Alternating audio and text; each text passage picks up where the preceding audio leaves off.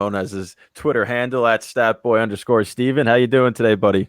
I'm doing good. How are you? Doing well. I mean, we got a lot to talk about. A little bit of a Do we? jam-packed Did session. anything happen over the last week or? I don't know. The Rangers have been relatively boring, which is a word that doesn't go synonymous with them this season, at least. So let's Yeah. Stefan kick it off because he's got the first couple of questions to give you. Steven, All how right. you doing? So, okay, first off, last night, Zibanejad looked pretty good. He picked up an assist on the Rangers' first goal. And will you take a performance like this, even if it's not a goal, like just the way he played last night? Um, Look, over the last 2 weeks, I would say I think Zibanejad has been playing better. He doesn't look like he's playing. He's not playing bad. He just seems snake bitten. So he still looks a little bit slow. And some Ranger fans have been joking like maybe he should cut his hair. Maybe that will speed up his game a little bit. But this is what happens when a player joins the team late. And you see this all the time when players are holding out during their contract negotiations. I remember when Stepan, who you were talking about a minute ago, when he was holding out in 2015, he only joined the Rangers, I think, in August. And the first couple of games, he really was slow to get into the game. And Zibanejad had a similar issue, and this was COVID related because he tested positive for COVID in Sweden, and he was only allowed to fly to New York on the 31st of December, then had to quarantine for 10 days. So he could only join the team on the 10th of January, and the season started on the 14th. So he had a 4-day preseason, basically. And I mean, if you play beer league hockey on a Friday night, it doesn't really matter. I mean, it takes you 2 weeks, and then you're on the same level as your teammates because it's beer league hockey. But Yep. when you play in the best league in the world, it's going to take you a lot longer to get up to the same level that your teammates have been working towards for the last 2 months when you've only had 4 days. So I think Zibanejad's getting better. I think, and I've been saying this, the points will come. And last night, I think that Zibanejad line with Buchnevich on the right and Lafreniere on the left has the potential to be one of our better lines. They have really good chemistry. And what makes me happy is that the other really good line I've seen so far this season was actually Panarin, Strome, and Kako. So if those two lines can keep that chemistry up, we have in potential 2 top 6 lines with a third line that has Chris Kreider on it. Now, that's the depth that you need as a team to win a cup. If you look at the Penguins in 2016 and 17, they had Crosby on their first line, Malkin on their second, Kessel on their third line. Their third line was Kessel, Bonino, and Hagelin. That was one of the best third lines, not just that season, but in the entire decade, I feel. And that's what won them 2 cups.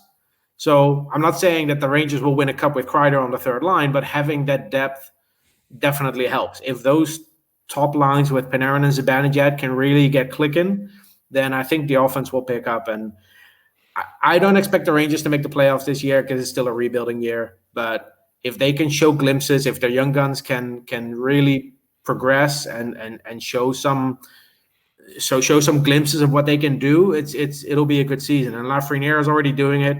Kako has been great on the ice. I've been tracking this on Twitter. His turnover, his takeaway to giveaway ratio is the highest in the league. That's something that you would expect from a guy like Mark Stone, not from Cabo Kako. So Yep.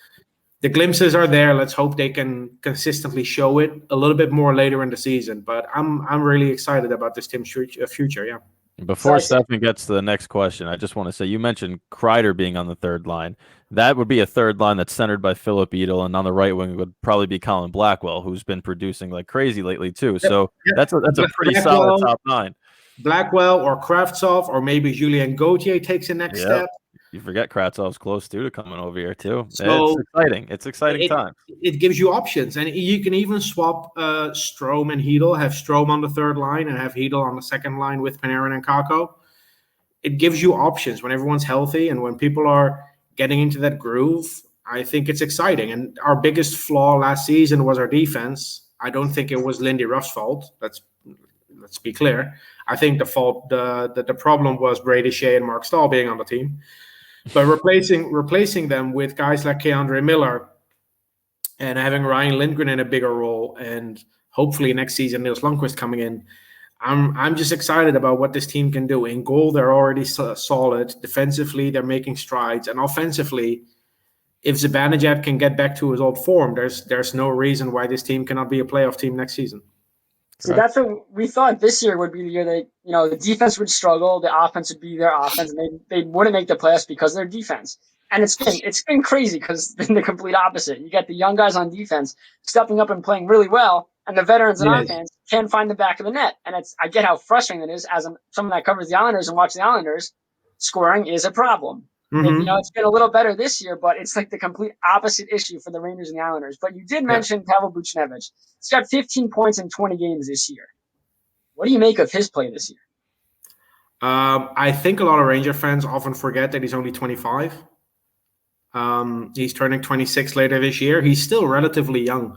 He's been on the team for almost 5 seasons. He played in Russia for 3 full years after he was drafted.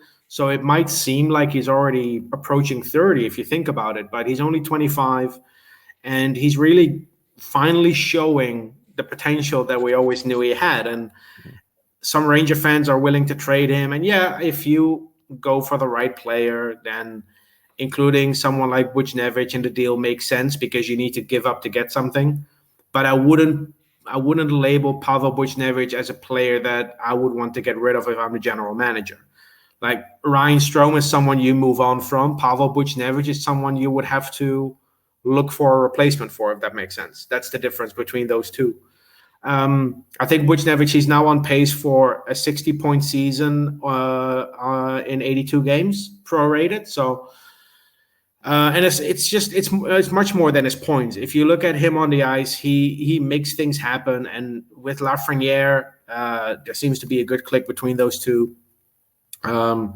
I would be a little disappointed if the Rangers trade him, but then again, it depends on what that trade is for. Are you trading him 1-for-1 for a center? Then I would probably be unhappy because it doesn't really fix anything.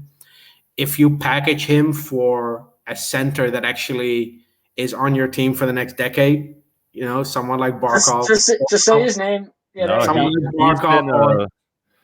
a proponent of Barkov, not Eichel.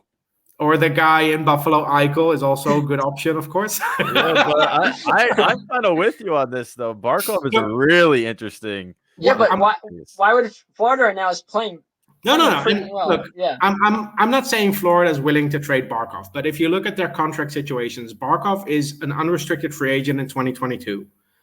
Let's say there's a scenario where he says he's not going to sign with Florida in 2022. They have to trade him to get something. So you could trade for him. And if you look at the contracts, Eichel is signed until 2026, and in 2026 he will be 30 years old. Barkov is UFA in 2022, and you could sign him until 2029. And if you look at the timeline of those contracts, in my opinion, the Barkov timeline fits better with the Rangers Cup window, because the Rangers Cup window is opening up in a year or two. And ideally, that cup window, you want to keep it open as long as possible. You don't want to be in a situation in 2026 where you have to think about extending or letting go of Jack Eichel, who is 30 years old and coming off of a contract where he makes $10 million a year. Whereas Barkov next year, if you get your hands on him, you can sign him to an extension for $10 million a year for 7 years, and it takes you all the way up to 2029.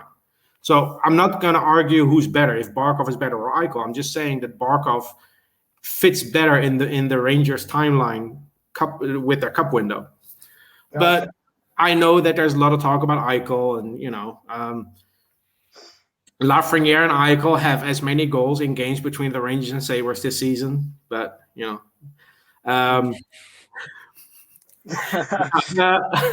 Eichel's a good player. I mean, how old is he now? 24. 24. Yep. 24. Yeah. So how long does it take for Quinn to put him on the fourth line center? I don't know. I don't know. I mean, he does like Brett Howden a lot, so he does. So is Barkov Russian? No, his dad is Russian. He was born in Finland. Okay, because I was going to say if he's Russian, he'll just fit in right with the Rangers, and you might as well just make that deal now. The Russian. Yeah. But I think he speaks Russian and Finnish. I mean, his parents are Russian. His dad was a Russian hockey player in Finland. That's why he was born in Finland. But how great would it be to have a line with Panera and Barkov and Kako? I don't want to talk about it. That would be unreal. Sorry, I'm talking to the Rangers host now. That's a no from me. That would be unreal. But we kind of touched on it a little bit. I want your opinion on David Quinn. I know you had a very interesting stat with the penalty minutes that you had shared on social media, and just quick, nothing detailed, but your take on Quinn. Look, I'm not Quinn's biggest fan, and I'm pretty sure everyone who follows me on Twitter knows this. At the same time, I also feel that Quinn is still a really good coach. He's not a bad coach. I just think he's the wrong coach for this team, because one of the basic things that I feel about coaching, and this is not just hockey, but any sport, is that you can either have a young team or you can have a young coach, but you cannot have both. You need some experience in the room. And I feel that David Quinn would be a much better fit for the Boston Bruins or the New York Islanders or the Colorado Avalanche, who have some really good leaders on the ice, or the Tampa Bay Lightning or the Vegas Golden Knights. He would be a much better fit there, in my opinion. I think he's just trying too much to tweak the little things instead of just getting the basics right. If I look at the Ottawa Senators or the Detroit Red Wings, those are worse teams than the Rangers. But if you look at their games, they get the basics right. They enter the zone with puck possession. When they're on the power play, they're always moving around. They don't make basic mistakes, and the Rangers do tend to make basic mistakes. And ever since David Quinn started as the coach for the Rangers lead the league in bench penalties, in bench minors. Now, I know that not every bench minor is on the coach, but most of them are at least the coach's responsibility. When you have a too many men penalty, something goes wrong with the line change. And a couple of weeks ago, Dale Weiss was very vocal about Claude Julien being fired, how Claude Julien never told players it was their turn to skate onto the ice, and it led to a lot of too many men penalties. He was just not coaching the line changes. He was not telling people it's your line now. So players were just looking at each other like, okay, whose turn is it? And I'm not saying that's happening with the Rangers, but the fact that they lead the league in bench minor since the start of the 2018-19 season is at least something that worries me. But I think my biggest problem with Quinn is that, in my opinion, he's just not a development coach. And this is what he was. Everyone told us that he's a development coach. He comes in to develop our young players. And I'm all for getting a development coach when you're in a rebuild and you have young guys like Kakko and Lafreniere and Miller and Fox and Lindgren to an extent. You have those young guys on the team. Having a development coach makes a lot of sense. But don't go for the coach that works in college for Boston University. That's basically an all-star team in college. They recruit the best prospects every year. Jack Eichel, Brady Tkachuk. They always have players that end up being first-round picks. If you go and look for a development coach in college, in my opinion, you look for coaches that actually make players better, that turn 5th, 6th, and 7th round picks and undrafted players into NHL players. Those are the guys I would look at. And I'm not saying that those guys would be guaranteed successes as development coaches, but if you look at Lehman with Providence College, Madigan with Northeastern, Sandelin with Minnesota Duluth, Bazin with UMass Lowell, those are coaches that I would label development coaches more so than David Quinn. And I think that's my biggest gripe with Quinn.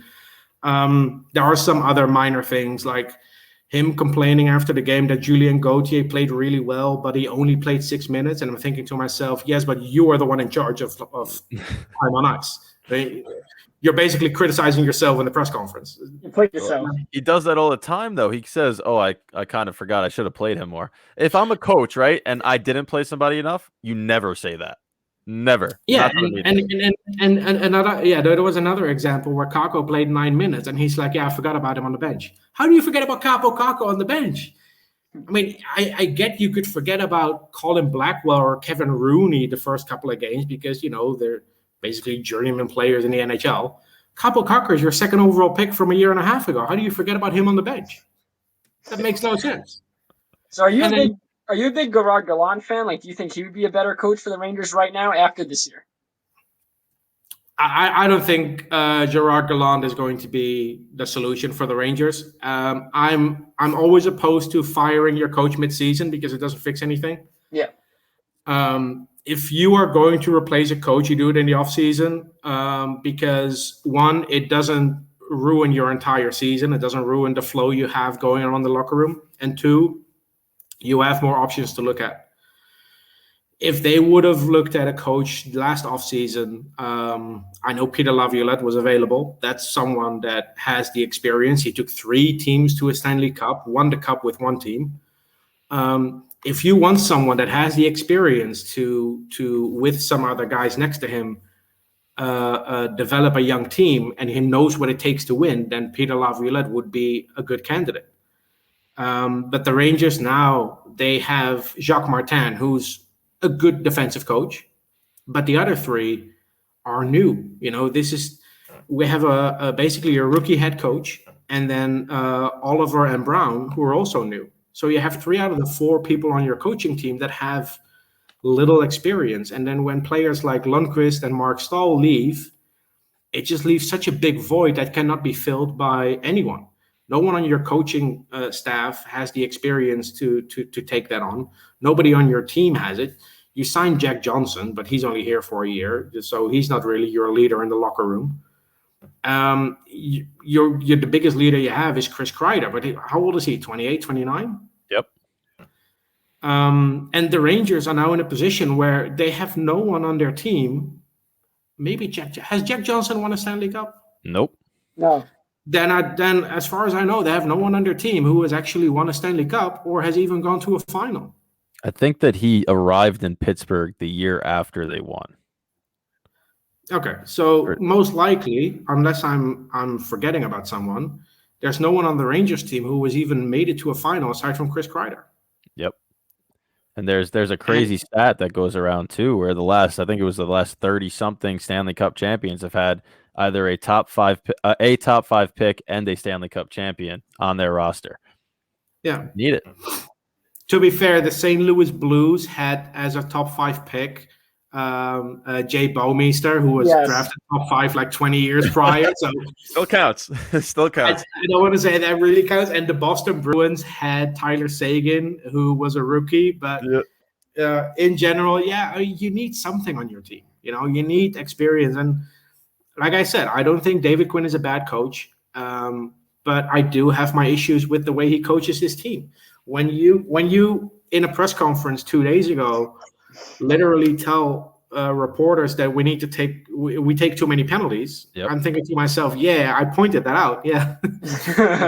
Everyone knows this. It's not news, but most of your penalties are bench minors. So exactly, it falls on him in the end. But it's nice to be aware of the problem. Don't tell us. Exactly. Seriously, fix it. But you recently talked with Nils Lundqvist, who I know a lot of Rangers fans are starting to get excited about. So just take us through that conversation, your impressions of him, and what stood out to you. Well, I've met Nils Lundqvist a couple of times. I've met his family at some games. I spoke to his sister a couple of days ago. It's just the whole family is just so wonderful to talk to. They're very friendly, always open to ask me how I'm doing. And he's just Nils himself is a really really nice kid. He doesn't really take over the room in a conversation or anything, but when he's on the ice, that's when he shines. And he was playing for the Swedish national team a couple of weeks ago. In Europe, there's 4 international tournaments in the season. They're called the Euro Hockey Tour. It's Sweden, Czech Republic, Finland, Russia. They each host one tournament, and this time Sweden hosted a tournament. And Lundqvist played on the top pair for Sweden, and he was an assistant captain for the national team. This is not the under-20 national team. This is like their men's national team. And in the second game against Russia, he played 28 minutes. That's insane. And I had to look it up. I had to dig through the archives. That is the most any player has ever played in the history of that tournament, dating back to 1996. That's crazy. I'm sure Adam Fox isn't loving that because he's playing that right now with the Rangers. No. He needs somebody to come on in and help him out. Exactly. Someone on the right side needs to take some of Fox's minutes away. Otherwise, he'll be done by 28. He'll be a 50-year-old man by the time he's 25. Nils Lundqvist, I think Ranger fans aren't as excited about him as they are about Keandre Miller because Nils Lundqvist is playing over in Sweden and people don't see much of him. But if Niels Lundqvist would have made the team last summer and signed his contract, and Keandre Miller would have stayed another year in college, I think the roles would be reversed. I think they are on the same level. They bring different things to the game. I think Lundqvist is just a really smart player. He's 5'11", but he plays like he's 6'4". He hits players in open ice, and they just fall flat on their backs. And these are players that are 6'4", 6'5". It's crazy. And he's only 20 years old, but when you see him, and I've been to some games, and I always try to sit close to the bench and observe players to see what their behavior is on the bench, how they respond to a bad shift, how they respond to their team getting a goal against.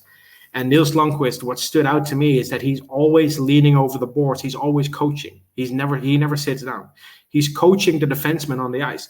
And these are guys like Gustafsson, who played in the NHL. Jesper Sellgren, who was drafted by the Carolina Hurricanes. These are not guys that are 17, 18 years old. These are guys that are veteran defensemen sometimes, that are 28, 29 years old. And he's on the bench leaning forward and actively coaching. He's like a little general on the bench. And that's so great to see, because that's something you don't often see from young players. You know, young players usually are the ones who listen and they go, okay, yes, I'll do this, I'll do that. But he's usually the one that goes, hey, and he literally points towards, where players need to be. And it's so refreshing to see. And when they played against Russia in the tournament, there was a close-up of they had a power play in overtime, and they took a timeout, and they had a close-up of the board, and the board literally showed all the lines going to the top of the circle where Lundqvist positions. Every line on the board went into that corner. So that's just fun to see. I mean, yeah, his bread and butter when it comes to goals is on the power play, but he's so much more than that. His gap control is great. I wouldn't say he's as good as Adam Fox, because not a lot of defensemen are, but he's close. And I think he will slide right in with D'Angelo gone. And I'm just really excited. I'm excited and sad at the same time, because after following him around all these years, now he gets to go to New York, and it feels like, I was talking to my girlfriend about this, it feels like my kid's graduating and moving off to college. Yeah. That's true, though. It's across the pond now. But yeah. One more player that's also overseas before we end this up is Vitaly Kravtsov. And I mean, they're in the KHL playoffs right now, but Rangers fans over here are just waiting for him to come over. This has been something that we were hoping would happen last year. Me and Stefan got the pleasure of watching him in Hartford in Binghamton when he was playing with the Hartford Wolfpack, and there was a couple of games where he looked explosive, but then when he kind of had a mistake, he let his emotions get the best of him and had some of those running with emotions, if you will, around the ice. So when do you think Tractor will be eliminated, or are they fully contenders? Will they be around for the full time? And do you think that we could see him come into the lineup right away when he heads to New York? Well, there's two different questions there. Let's tackle the first one first. They won their first game today. They were the fifth seed in the East. So they played on the road game one, and Kravtsov scored the first goal for them. Really good goal, breakaway, snipe, top corner. Beautiful. So they have home ice advantage now. I don't see them going all the way to the final, but honestly, I hope they do, because it's great experience for a kid like Kravtsov to go as far as possible in the playoffs. The coach he plays for now, the coach that has returned to Tractor, is the same coach he played for in his draft year. And in his draft year, he and Tractor went, I think, to the conference finals. And this is what saw his draft stock rise late in the season that year. And if you look at Kravtsov, when you say he was a little bit emotional after a bad game, that's him. He's an emotional kid, and sometimes when he misses an open net, or he sets up a teammate who fans on the shot, he puts his head down and he needs a couple of seconds to just get through that. But when the big games come up, and we see this when he's in the World Juniors or when the KHL playoffs start, when the lights shine brightest, that's when he plays his best games. In the regular season, sometimes he'll disappear for a game or two, but when the playoffs start, he's all over the ice. So that I hope he continues that trend when he gets to the NHL, of course. But for me, that's a good sign. Will Quinn play him? I don't know. I mean, Will Quinn be here? It'll be a really tough time for David Quinn to determine if he scratches Julian Gauthier or Vitaly Kravtsov. Because I mean, maybe he can scratch both. But no, seriously, I think he's ready for a third line role. But if nobody leaves at the deadline, the right side of our offense is Buchnevich, Kako, Blackwell, Gauthier. Does he slide in on the third line and you push Blackwell to the fourth line? I personally would do that. I mean, in my opinion, it's who are you looking to build with, right? Blackwell has been great, and they might actually wind up keeping him in the expansion draft because who are you going to really protect? If you really want to protect Gauthier when he's been scratched all these times, that's a decision they'll have to make. But for me, it's Kravtsov has really been that guy. They drafted him higher than anyone expected. If you're going to build with him, why not put him on a line with Edel and let him play? And you're going to have another good winger on the other side too. The reason I wouldn't protect Blackwell in the expansion draft is because looking at the expansion draft 4 years ago with the Vegas Golden Knights, there was a trend where they would go for younger players that have cost-controlled years left. So I don't think Seattle would pick Colin Blackwell in the expansion draft if he's exposed. If they have the pick of Brendan Lemieux or maybe Brett Howden, who still have some cost-controlled years left, that's much better for them. And in the Vegas Golden Knights expansion draft, we saw the same thing. They went with Oscar Lindberg when everyone thought they were going to go with Jesper Fast. They went with the younger player who also plays center. And yeah, with Lindberg, it didn't work out, but value-wise, I think Brett Howden or Brendan Lemieux are better expansion draft selections than Colin Blackwell. So I wouldn't protect Colin Blackwell. I would use that final protection slot for Julien Gauthier. I would agree, but again, we've seen some questionable decisions from this management before when it comes to this type of thing. So we will see how it happens, and however that unfolds is going to be crazy because I feel like a lot of teams are going to say you're not going to do what Vegas did to us, and the last time we had one of these. So look, I'm just happy the Rangers are not in a position like other teams are where they have to give up first-round picks or top prospects to keep their top players. What Anaheim did 4 years ago, they gave up Shea Theodore so they could keep Josh Manson. I would have just protected Shea Theodore, but I'm a Seattle Thunderbirds fan, so I was a little bit biased at the time. Yep. All right. Well, Steven, thank you so much for coming on. We really do appreciate it. Everybody go follow him if you don't already on Twitter at statboy_Steven. Always. One quick thing, if you don't mind. Sure, go for it. Ever since fans returned to the arenas in the NHL, Alexis Lafreniere has 3 points in 3 games. They don't call you Stat Boy Steven for nothing. Just wanted to throw that out there, Listen, we always talked about the impact that fans might have on him. And 1,800 strong so far. We'll see. Who knows? It's a higher point per game average with fans than Austin Matthews or Patrick Kane in their first season. So. Optimistic Rangers fans. We love it. All right. Steven, thank you so much. We really do appreciate it. All right. Take care.